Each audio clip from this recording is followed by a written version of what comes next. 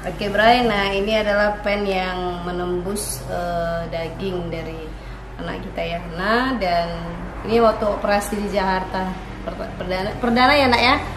Kedua dia operasi di Jakarta waktu itu karena jantung bocor, dan kali ini udah diganti. Panjang ya, insya Allah. Tapi udah sehat ya? Udah bisa sehat. Mudah-mudahan itu sehat ya.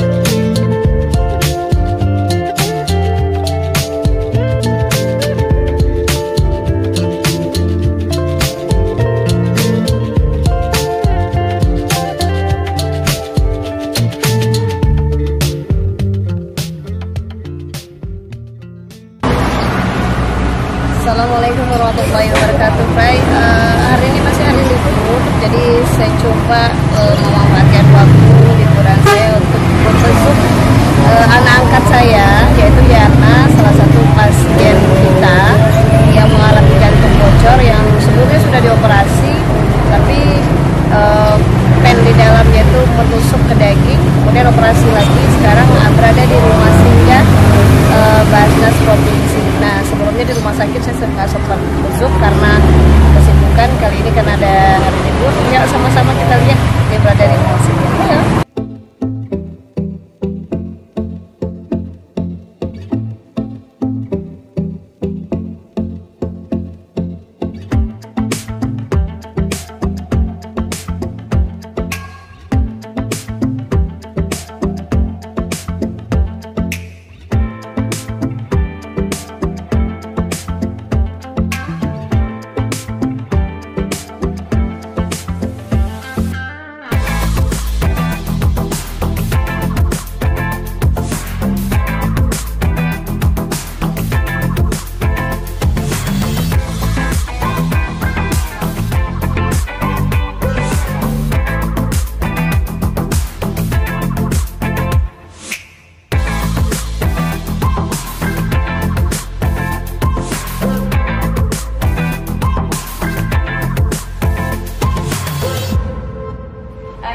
Saya sudah berada di rumah singgah Basnas Provinsi, dan di rumah singgah ini ada pasien-pasien rujukan dari rumah sakit yang tentunya membutuhkan perawatan lanjutan setelah beberapa kali tentunya pengobatan gitu. Dan seperti yang sudah saya sampaikan tadi, bahwa kita hari ini berdua dengan Ustaz Dedi Aswandi tadi berkunjung ya, berkunjung di tempat anak kita yang baru siap saja dioperasi. Dan dari awal mungkin bagaimana proses dari anak kita Mariana atau Yana, yang biasa lebih dikenal Yana ini, bagaimana dia ditemukan dalam kondisi waktu itu adalah jantung bocor, ya jantung bocor. Dan alhamdulillah walaupun demikian, kalau kita pikir persentase ya, kalau kita bicara tentang penyakit jantung, ini sulit ya, sulit sekali. Tapi alhamdulillah di tengah kesulitan tersebut kita lihat semakin sehat anak saya, sehat. Walaupun ada persoalan kemudian permasalahan setelah 2 kali operasi, ini ada ini ya, ada persoalan sedikit kemarin. Tidak sedikit juga, karena ini juga ini ya, saya lihat ini, saya nggak tahu ini apa namanya, pen atau wayar dari rumah sakit. Tapi intinya ini, menurut saya ini seperti kawat ya, kawat yang memang asing bagi tubuh kita, tapi bagi tubuh Yana itu udah familiar. Yana ya. Sehat Yana? Alhamdulillah. Alhamdulillah. Yana kemarin udah berapa kali operasi? Udah 3 kali operasi. Sudah 3 kali operasi. Bisa diceritakan nggak operasi pertama kali itu di mana? Operasi pertama kali di Jakarta, pasang kateter. lewat paha, pangkal paha, dan dua besi dimasukkan dari pangkal paha ke badan. Terus dijadwalkan operasi lagi, total koreksi sekitar bulan 8 Agustus kemarin di Jakarta, operasi total koreksi. Ya. Terus pulang ke kampung, sekitar 1 bulan di kampung, pergi bekerja di PT Pulau Sambu, sekitar 6 bulan bekerja, ternyata ngedrop lagi. Ngedrop dirujuk ke Guntung, ternyata di Guntung nggak bisa, harus ke Tembilahan. Di Tembilahan juga nggak bisa, harus dirujuk ke Pekanbaru. Dan di Pekanbaru, dirujuk di Pekanbaru, dioperasi lagi di Pekanbaru. Ternyata ada kawatnya yang di dalam menusuk ke daging. Yang itu yang bikin Yana sakit saat menunduk dan berdiri. Oh, itu yang dirasakan sakit ketika menunduk dan berdiri. Ya, berarti artinya drop kemarin ya. Jadi total keseluruhan tahun sampai tahun 2020 ini udah berapa kali operasi? Udah, kalau di 2020 baru 1 kali operasi sih. 2019 itu 2 kali. Iya. Baik, berarti ini operasi ketiga ya. Nah, kita bercerita di Yana ini berasal dari Kecamatan Kuala Kampar. Dia tinggal bersama ibu ya, alhamdulillah dikaruniai ibu yang masih sehat. Tapi boleh dikatakan ditemui oleh dijumpai oleh Ustaz kita Dede Azwandi. Ini bisa cerita sedikit nggak? Gitu. Karena kan ada proses gitu ya. Kalau kita nggak ketemu anak kita ini, kita nggak bakal jadi keluarga, nggak bakal tahu ini sakit gitu. Ya, ada proses nggak kemarin? Atau kemarin yang main-main di Kuala Kampar karena kampung halaman atau gimana? Jadi sekitar 2 tahun lebih ya, 2 tahun lebih. Kami menaruh dai di Kuala Kampar. Ini Ustadz Radio dari Kalimantan untuk membina para mualaf. Setelah peresmiannya, meletaknya di lokasi daerah terpencil, saya ditelepon sama Dr. Yosi, terlama nih, dokter yang sering bantu para mualaf di Kuala Kampar, Dr. Yosi, sama Bang Adi yang kita di sana. Katanya ada anak yatim yang kena jantung bocor. Saya pun tahu kalau jantung bocor itu nggak bisa diolah di rumah sakit di Riau. Kalau untuk pasien yang tak mampu, karena satu-satunya untuk jantung itu lebih banyak ada di Eko Hospital kan, tapi itu biaya yang besar. Akhirnya saya datang malam itu setelah dari Desa Telu ke rumah sakit langsung. Dan Kambuh. Rumah sakit mana nih? Puskesmas Kuala Kampar. Puskesmas. Kambuh. Kita lagi Kambuh. Suasana lagi gaduh di situ. Anaknya nangis, kakaknya nangis. Karena orang bilang di kampung itu ada yang dia bilang kena membuat orang. Karena tak tahu kan. Ada yang bilang kena buat ini. Tapi analisa dokter dengan hasil medisnya dia kena jantung bocor. Itulah awal siapa kita dengan Yana ini. Baik. Langsung saya putuskan aja, ayo besok berangkat itu saya. Oh, berangkat ke ini dirujuk dulu ke Pangkalan Kerinci. Oke. Di Pangkalan Kerinci juga tidak lengkap, itu. Ya, karena saya tahu prosedurnya seperti itu. Prosedurnya baik. Jadi kita anak kita ini akhirnya untuk mengenai kesehatan dirujuk ke Pangkalan Kerinci. Iya, ke Pangkalan Kerinci. Dan saya kontak sedekah rombongan waktu itu.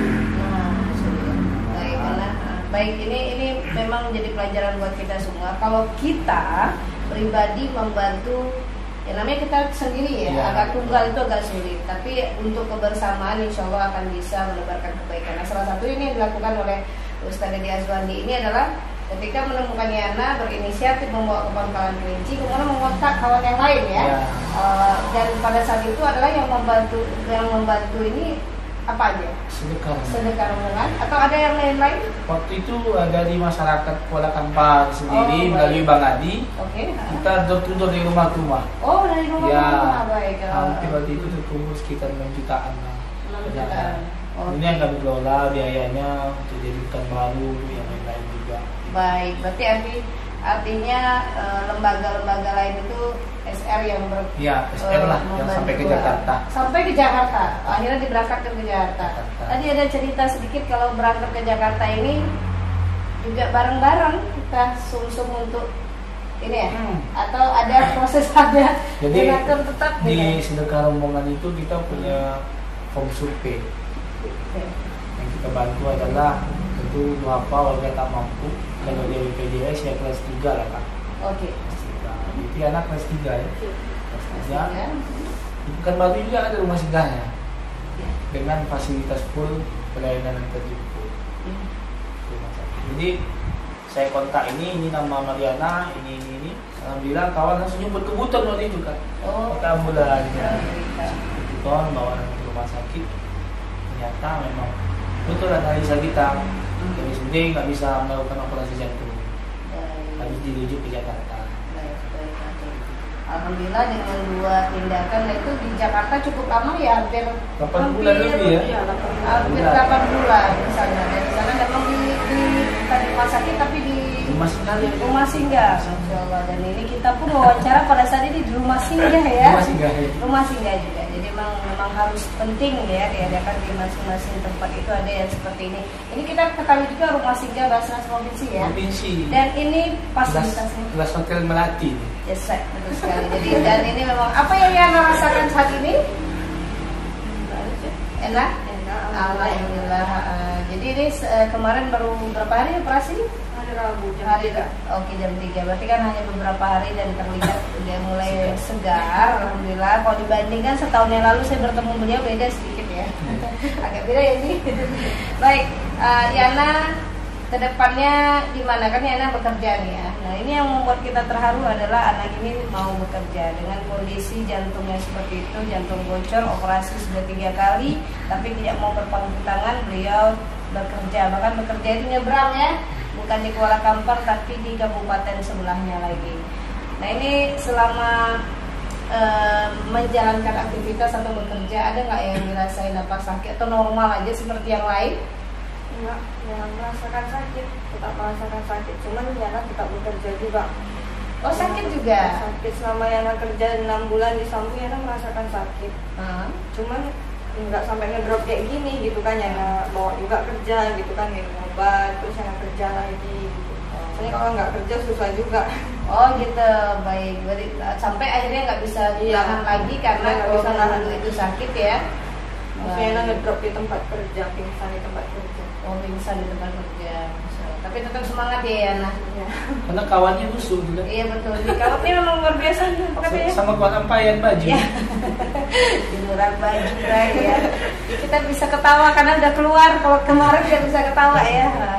Baik, Ibu juga sehat. Mudah-mudahan tetap sehat ya Bu ya. Tetap semangat mendampingi anaknya. Kemudian Dedi Azwati masih ada target berikutnya atau memang kita ikut aja? Yana ini kan seorang yatim. Lalu kami melakukan pendekatan dengan orang-orang ini tak sebatas mengobati dan kita pandang juga pendidikannya. Lalu karena saya tahu hampir 1 tahun lebih Yana ini kan harus putus sekolah. Maka kemarin saya masukkan paket. Oh paket C. Melalui Dinas Pendidikan Talawan. Alhamdulillah ijazahnya ada 2. Alhamdulillah. Jadi dapat dari SMA. Bisa aja untuk pilihan ini. Alhamdulillah. Masih menjalankan aktivitasnya lancar ya nak. Yang jadi nanti kita lanjut lagi cari-cari yang lain. Oh sebelah aja nih. Sebelah tadi ada. Dari Duri nih. Dari Duri ini ya. Saya suka hidup melihat langit-langitnya nggak ada. Jadi kalau dia nyusu atau makan, keluar dari hidung. Memang ini membuat kita sedih, tapi ya jelas kita nggak pernah berhenti untuk berbuat baik ya. Bagi dengan sesama. Yana terima kasih, semangat selalu. Ibu terima kasih Bu. Dan Kebra ini sekelumit kisah tentang keberuntungan seorang Yana ketika bertemu dengan orang-orang hebat. Ada satu lagi juga mau sampaikan. Ya, silakan nanti mau sampaikan. Rumah singgah di Basnas Pelatawan. Nah, itu dia. Tunggu dulu. Kalau masalah rumah singgah, saya lupa. Rumah singgah itu di Pelatawan ada. Ada. Kemudian di provinsi di ada. Provinsi ada. Cuman bisa lengkapi nggak rumah singgah itu apa sih? Rumah singgah ini di Pelalawan baik di provinsi yang milik Basnas. Ini kan dikelola melalui dana zakat ini kan. Oh, dana zakat PNS. Nah ini nih fasilitasnya. Kita punya nggak sih di Pelalawan? Kita punya. Kita punya berapa? Satu di di alamat dekat RSUD memang. Oke, RSUD. Oh Fasilitas ya, pas juga. ya. Ya, samping. Berapa kamar? Ada 3 kamar. Baik, 3 Dengan kamar. fasilitas lengkap juga. Jemput antar ada? Jumpa antar ada juga. Baik. Tapi masih kalah kita di tengah provinsi. Ya, Oh nama ya, provinsi ada lah kan. provinsi ya kan? Tak boleh pula kita kalahkan Ya, juga tapi kan. mana tahu dari penontonnya ada yang mau menzakatkan ya kan? Menghibahkan rumah dan Kasus. sebagainya. Atau menghibahkan apa saja untuk kepentingan rumah singgah. Nah, inilah salah satu kegunaan dari rumah singgah. Kalau kita mau rujuk segala macam kontrak rumah kan tanggung ya. Jadi ini adalah salah satu contoh manfaat dari rumah singgah. Kalau rumah singgah di Sedekah Rombongan kan memang Jakarta kita ada 2 ya. Ada 2. Jakarta ada 2. Pasar Minggu 1. Pasar Minggu 1 besar. Juga Ada Pasar Minggu. dari orang muslim juga rumahnya itu yang dikelola. Ada juga yang setiap hari dia ngantar sayur aja di situ. Ada itu kan ngantar beras. Ini yang dimasak. Baik. Jadi artinya memang kita ini memang memerlukan ya. Iya. Memerlukan. Baik, rumah singgah tadi sudah disampaikan. Tadi mau disampaikan baik. Rumah singgah ini tempat orang-orang yang jauh yang tak ada tempat tinggal di sini. Misalnya contohnya dari Pelalawan nih, dari Kuala Kampar yang perbatasan Kepri ke sini kayak Yana ini. Dia tak punya keluarga di Pekanbaru. Lalu kita tampung di sini. Gitu. Nanti fasilitas di rumah sakitnya juga dibantu, antar jemput dan lain-lain.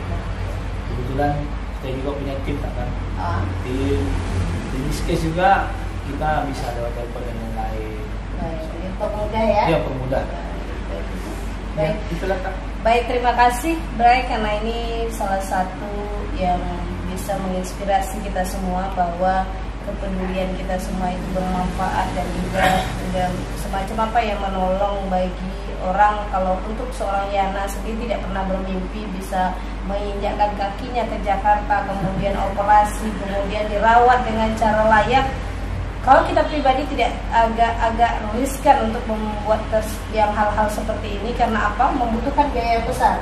Dapat Tapi kamar kalau gratis dia. nah, itu dia. Dari Ibu Susi Menteri. Masya Allah. Oh iya, dari Bu Susi ya. Nah, bayangkan ini memang orang-orang yang sudah Allah gariskan adalah dibalik kesulitannya, sakitnya, tapi ada keberuntungannya juga. Dan yang jelas terus berbuat kebaikan, membantu sesama, dan ingat kita harus kompak, saling rombongan untuk membuat kebaikan. Ya, Assalamualaikum warahmatullahi wabarakatuh. Waalaikumsalam warahmatullahi wabarakatuh.